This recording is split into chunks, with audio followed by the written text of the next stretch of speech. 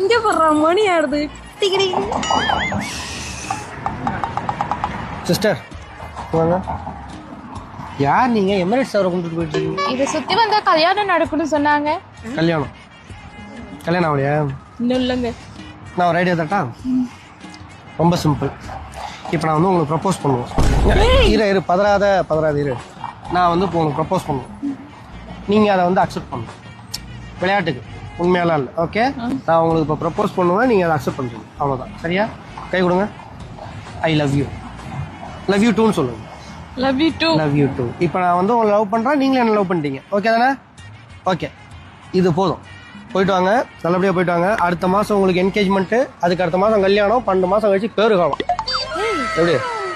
என்னடா நடக்குது இங்க? ஆமாம், தெரியாது. என்னது? 90s பசங்களுக்கே உரித்தான சாபம். அது சாபமாக வரமான்னு தெரியல. நாங்கள் ஒரு பொண்ணுகிட்ட லவ் சொல்லி அது எங்களை செருப்பால் அடிச்சுட்டு போயிடுச்சுன்னா பிரச்சனை இல்லை.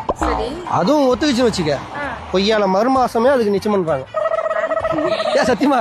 நாங்கள் ஒரு பொண்ணுக்கு வந்து லவ் சொன்னோம்னா அதை அக்செப்ட் பண்ணிக்கிச்சு அப்படின்னா அதுக்கு மறுமாசமே எங்க இருந்தாவது அதுக்கு வந்து வரன் கூடும், நிச்சயம் பண்ணுவாங்க, கல்யாணமும் முடிச்சு விட்டாங்க.